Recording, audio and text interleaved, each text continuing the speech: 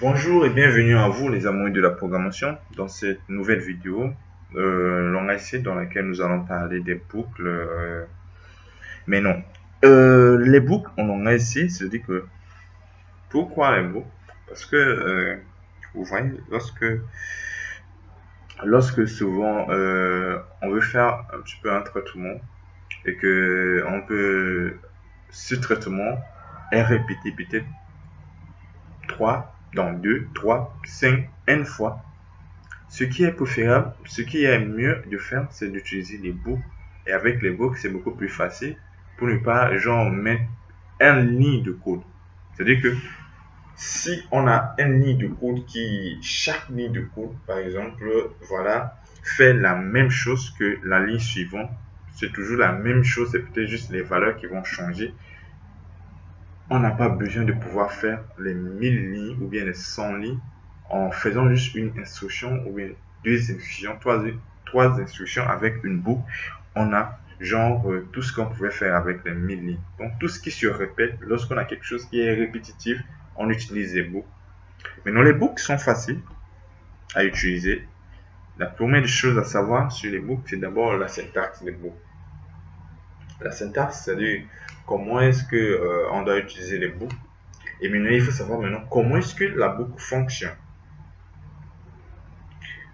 Une boucle, déjà, on a trois boucles en enrichi, à savoir, on a ce qu'on appelle la boucle do while,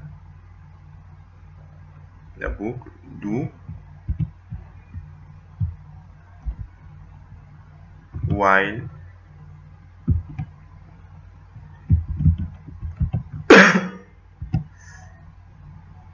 désolé, on a la boucle while,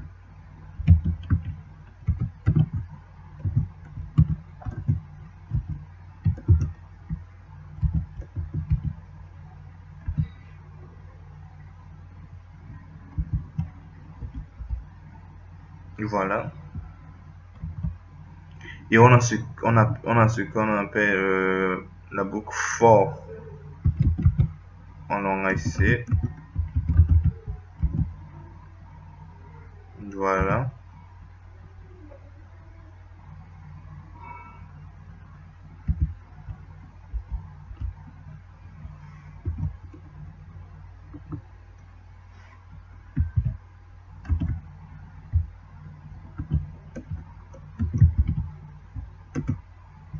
Voilà. Donc, on a trois boucles en enrichi.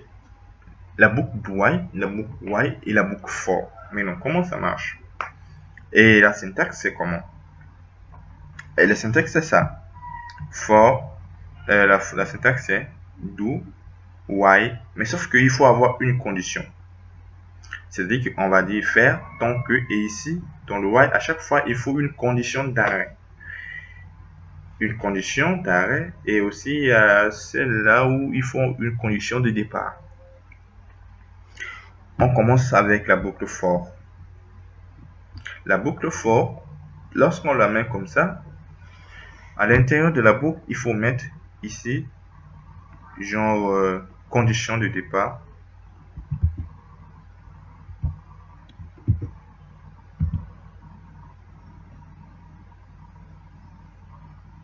Condition.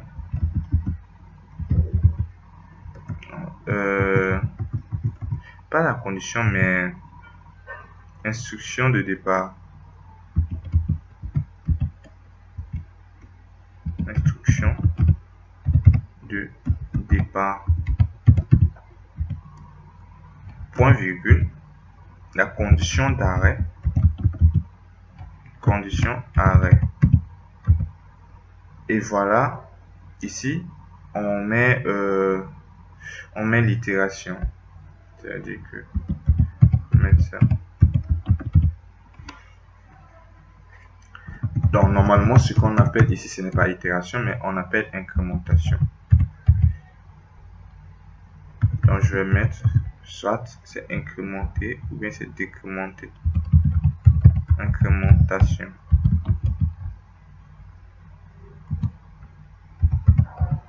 Décrémentation. d'exploitation. Voilà.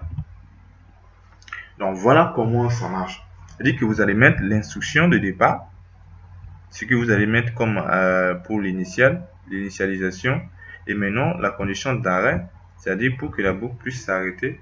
Dès qu'on atteint cette condition, la boucle s'arrête. Maintenant, pour pouvoir aller de l'instruction de départ jusqu'à arriver à la condition, on peut faire une incrémentation ou bien on peut faire une décrémentation. Ça dépend du programme qu'on veut mettre en place. Pour à titre d'exemple, donc ça c'est la syntaxe. C'est la syntaxe. Voilà.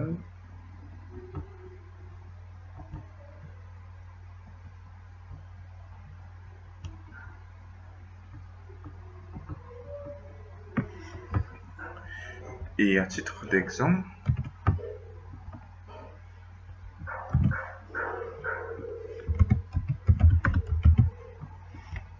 on a par exemple l'utilisation de la boucle for.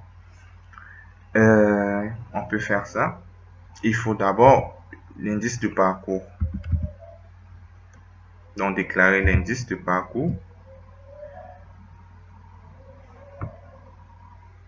Dans l'instruction de départ, c'était ça. L'instruction de départ, c'était l'indice de parcours dont je voulais vous parler. Mais je ne voulais pas genre dire indice de parcours. C'est pourquoi je disais instruction de départ.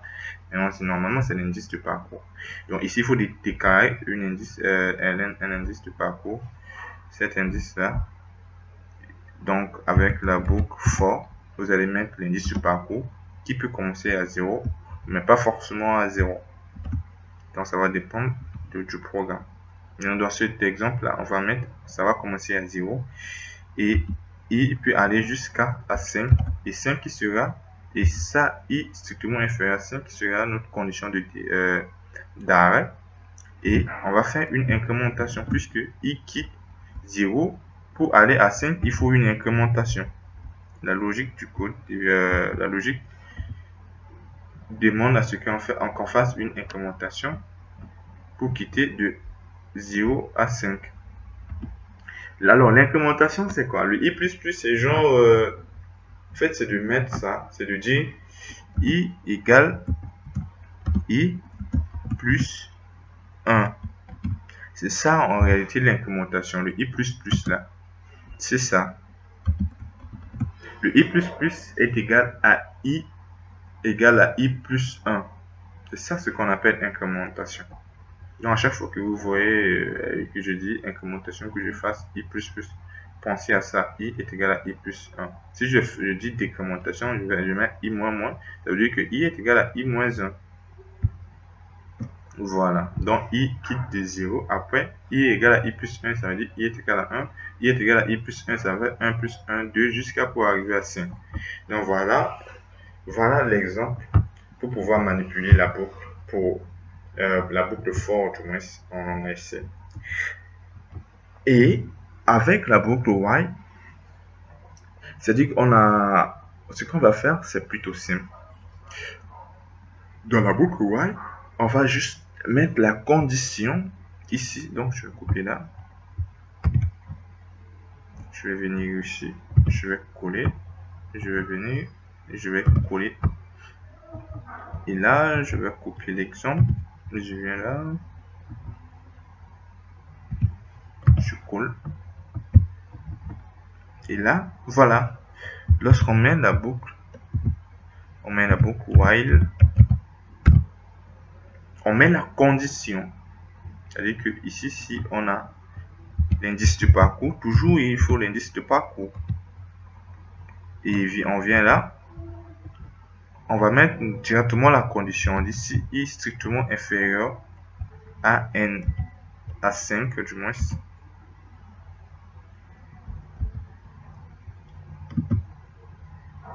Et on ouvre pour venir fermer.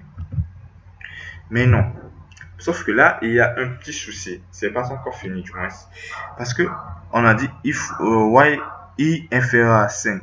On ne connaît pas la condition de départ, du moins l'indice de parcours, le départ. Est-ce qu'il est à combien? Il faut le savoir parce que lorsqu'on déclare une variable, il faut savoir que on lui donne peut-être, le compilateur lui donne peut-être une valeur par défaut. Donc, ici, on doit se rassurer, puisque nous, on veut aller jusqu'à 5. Il faut qu'on se rassure que ça quitte 0, ou bien voilà, qu'on puisse fixer juste une valeur de départ. Donc, on va dire i égale à 0. Voilà, voilà, i est égal à 0 et i est strictement, donc tant que la condition la vérifie, c'est-à-dire i est strictement inférieur à 5, que les instructions là, voilà, donc ici.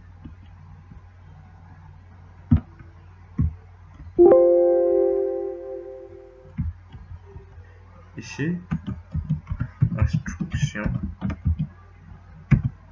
voilà.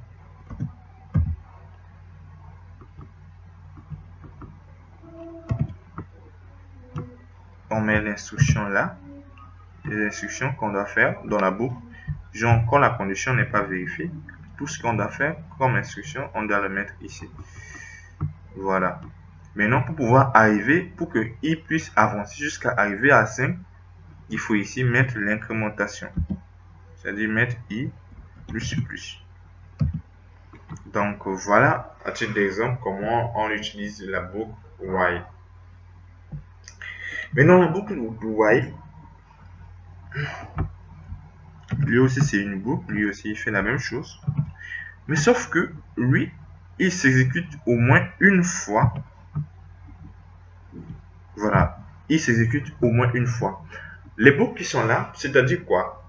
Attendez, je vais mettre d'abord l'exemple et je vais expliquer pour que vous puissiez bien comprendre ce que je suis en train de dire. Voilà, je vais mettre while. Donc on va aller pas à pas. Donc ici la condition doit être comme ça. Voilà, i strictement inférieur à 5. Toujours la même condition.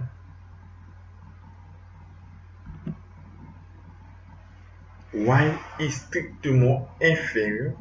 Donc faire ça tant que i est strictement inférieur à 5.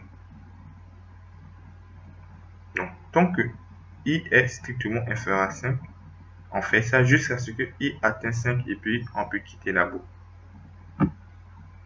Voilà. Et pour pouvoir atteindre, donc je vais copier ça. Je vais mettre ça ici. C'est-à-dire ici, vous mettez l'instruction. Et après, il faut mettre l'incrémentation aussi, comme avec la boucle while. C'est pareil. Donc, tous les trois sont des boucles et ils fonctionnent à peu près de la même manière. Ils fonctionnent à peu près de la même manière. Donc, ça, ce que je vais faire, je vais faire ça. Voilà. Je veux qu'il soit sur la même ligne. Ok, voilà.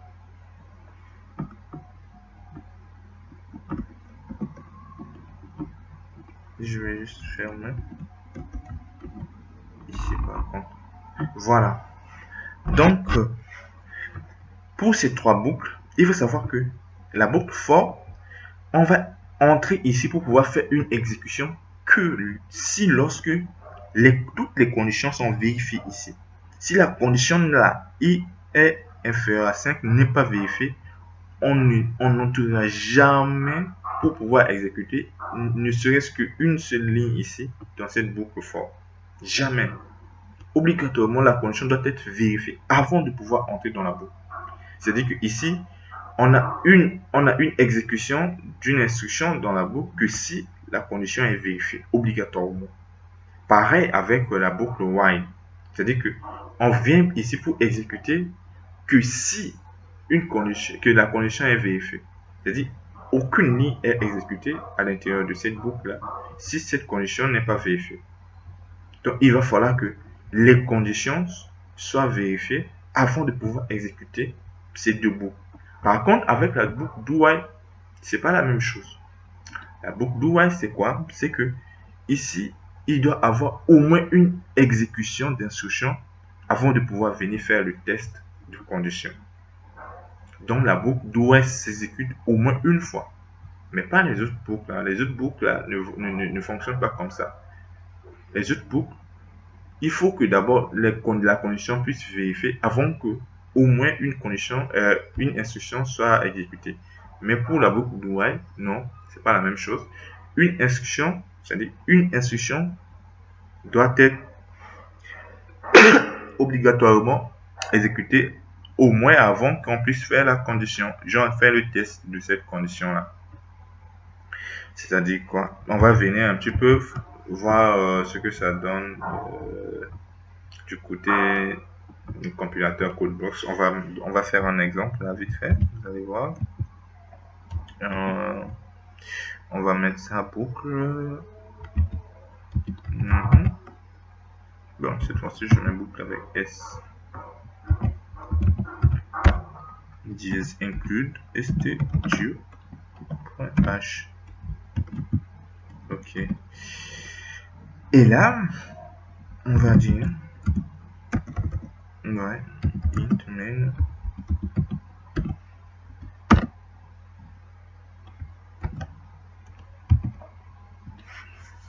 On va faire ça, puisqu'on n'a pas encore vu les tableaux.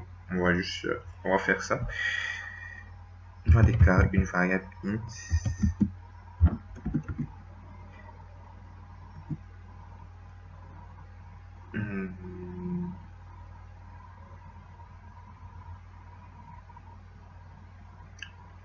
Bon. Pas trop d'inspiration, mais voilà, il n'y a pas de souci. On va prendre quelque chose de très simple. On va prendre i comme indice de parcours pour une boucle.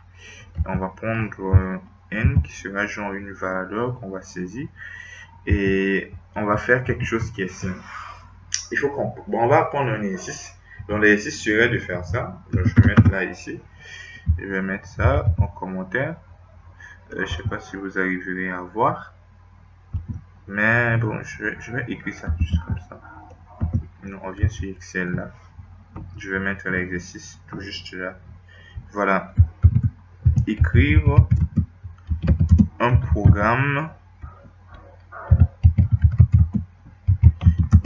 qui permet de saisir n entier, par exemple. N entier. Voilà. Qui permet de saisir n entier et détermine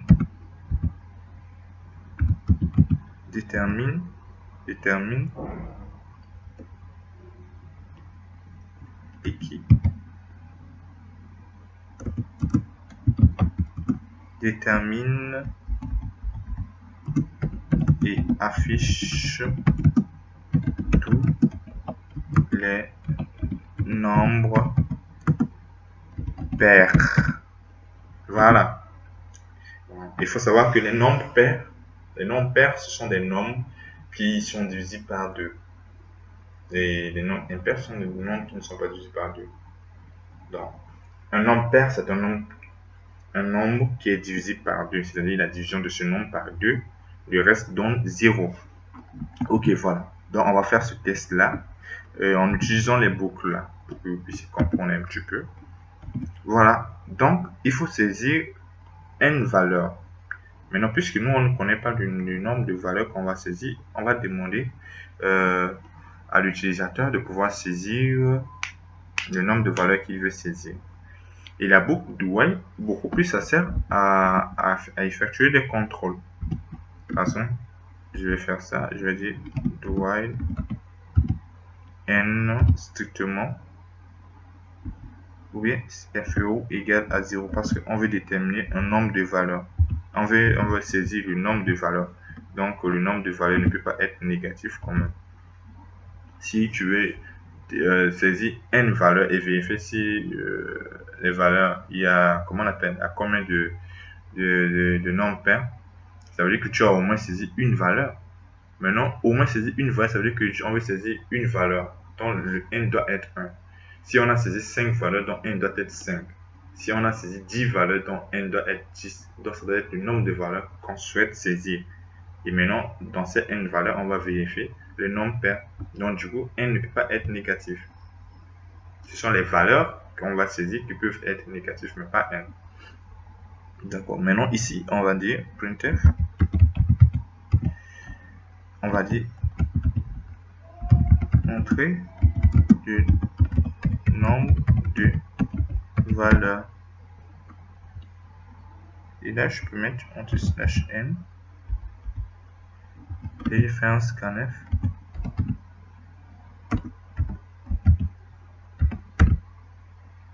Pourcentage D. E commercial. N. Super. Et nous, comme on aura besoin de saisir des valeurs, les valeurs qu'on a saisies, on va les mettre dans une variable qui s'appelle val. Et après, on va faire le test. Donc là, vous allez voir. Donc, si je donne 5, je dois saisir 5 valeurs. Si je donne 2, je dois saisir 2 valeurs. Et puis, entre les deux valeurs, je vais vérifier les nombres pairs et les afficher. On est d'accord? Maintenant, on va utiliser maintenant. Donc, la boucle do while, vous voyez, c'est-à-dire que ici, lorsqu'on va venir, il va faire quoi? Il va commencer par exécuter d'abord l'instruction là une fois. On va donner le n et maintenant, il va faire maintenant le test. Il vérifie, il va contrôler si n est strictement inférieur ou bien est égal à 0. Si c'est inférieur ou égal à 0, il ne va pas quitter la boucle, il va me redemander la saisie. Donc, on ne va jamais quitter la boucle tant que cette condition n'est pas vérifiée. Donc, si la condition est vérifiée, ça veut dire qu'à la sortie, n sera positif. Une fois que n est positif, on peut quitter. Et une fois qu'on quitte, on peut maintenant exécuter la suite des instructions. On va utiliser maintenant encore une autre boucle ici. For, on va dire for i égale 0. Voilà, il faut savoir que la boucle do while ne marche pas forcément comme la boucle for. Ici, c'est-à-dire que vous voyez que dans cette condition, on n'a pas besoin de l'indice de parcours pour pouvoir utiliser while. C'est-à-dire que comme je l'avais montré ici, et oui, avec cette syntaxe, c'est pas forcément ça parce que il y a des moments où on veut faire juste le contrôle de saisie, du coup, on n'est pas obligé d'utiliser l'indice de parcours. Mais avec les for, il faut forcément utiliser l'indice de parcours. Mais souvent aussi, il arrive à un moment donné, lorsque vous allez avancer aussi dans la programmation, vous allez voir que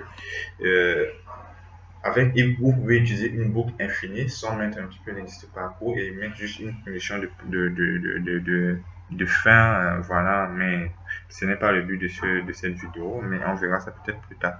Donc ici, il faut savoir qu'avec la boucle for, il faut utiliser l'indice de parcours i. Et voilà, on va dire jusqu'à i strictement inférieur à n. Parce qu'on commence à 0, on ne peut pas aller jusqu'à 1, à n, à moins qu'on commence à 1. Si on commence à 1, voilà, on va dire inférieur ou égal. Et on fait i++. Et là, on va dire quoi? On va juste lui demander de saisir.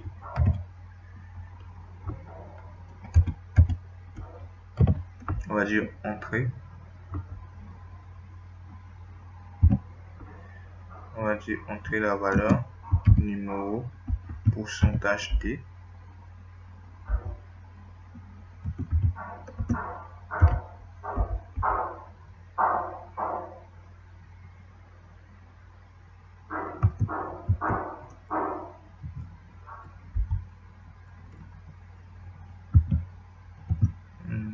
Je vais mettre i, voilà.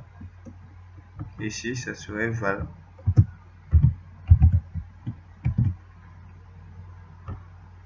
Et une fois que la valeur est saisie, on a déterminé si la valeur là est paire.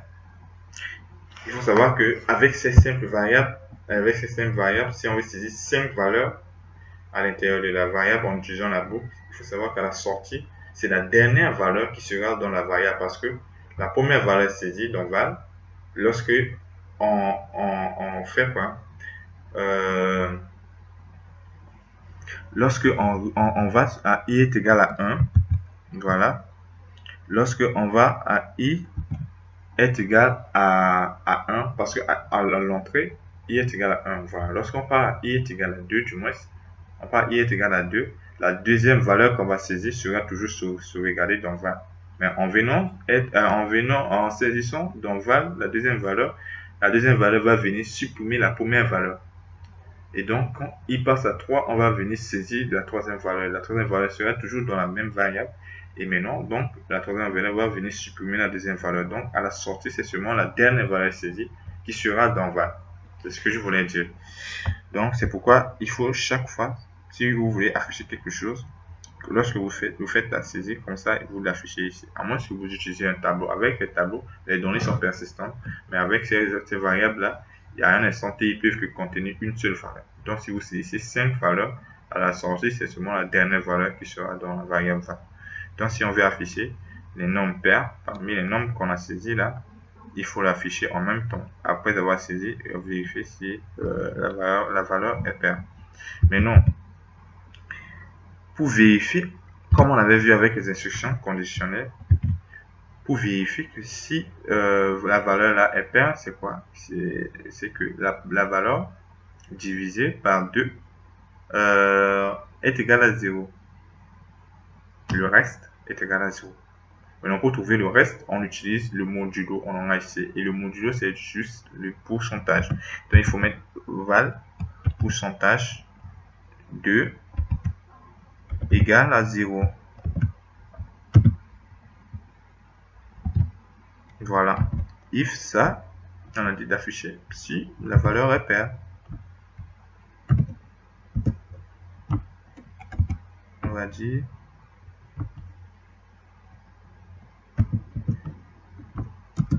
pourcentage d est un nombre pair.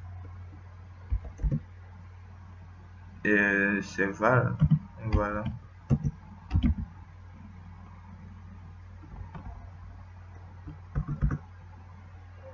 On met anti/n. Ici aussi, on met anti/n. Et voilà. Et donc, si on compile, il va nous demander de saisir le n, le nombre de valeurs. Entre le nombre de valeurs, si je dis 3, il va me dire entrer la valeur numéro 1, numéro 1 du moins. Je vais mettre 5.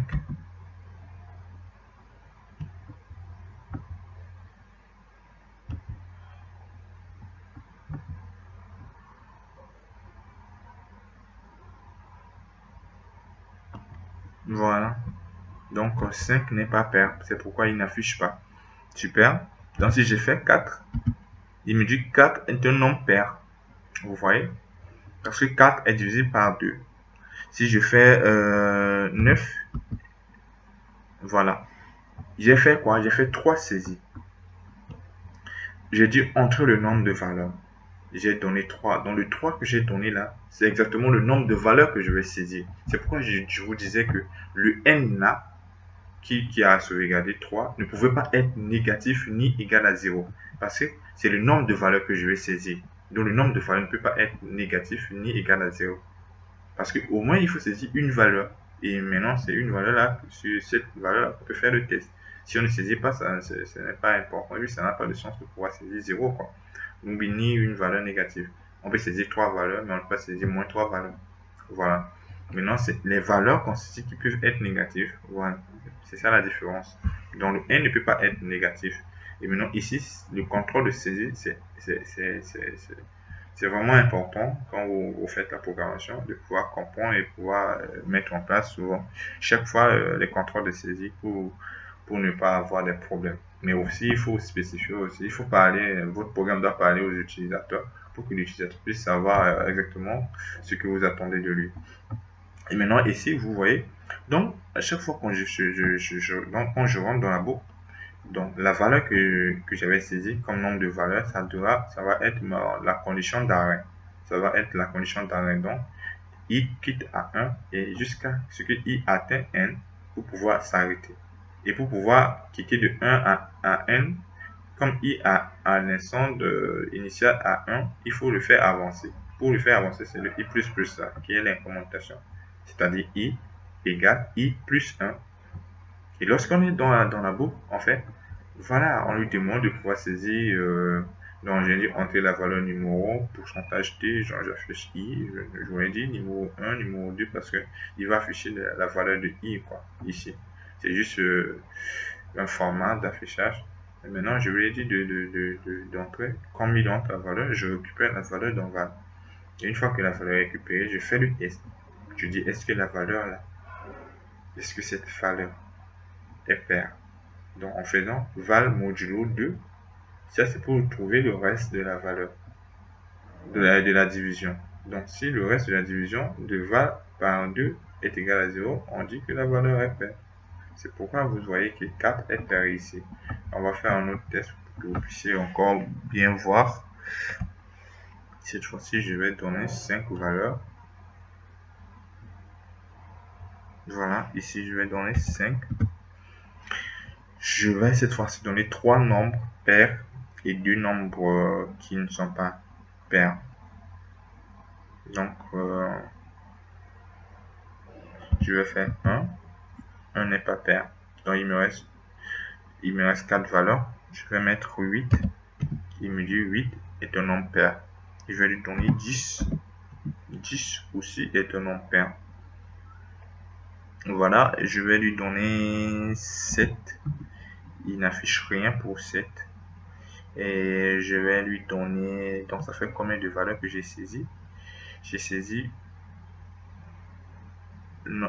1, 2, 3, 4. Maintenant, c'est le 5e que je vais saisir. Voilà, je saisis le 5e. Alors, je vais afficher... Je vais saisir 24. Et voilà, il me dit 24 est un nombre pair. Il me dit 8 est un nombre pair. Parce que 8 est divisé par 2. 10 est un nombre pair. Et exactement parce que 10 aussi est divisé par 2. 24, lui aussi, est divisé par 2. Merci d'avoir suivi ce tuto. Et si ce tuto vous a plu, n'hésitez pas à aimer la vidéo et à vous abonner pour ne rater aucune de nos prochaines vidéos. Mettez-moi en commentaire tout ce que vous avez eu comme difficulté et n'hésitez pas à revenir sur la vidéo, mettre des pauses pour pouvoir mieux cerner la notion. Regardez la vidéo autant de fois que vous pouvez pour pouvoir maîtriser la notion et mettez-moi en commentaire ce que vous avez eu comme problème et aussi des suggestions ou bien des sujets qu'on peut parler dans les prochaines vidéos. Sur ce, à la prochaine.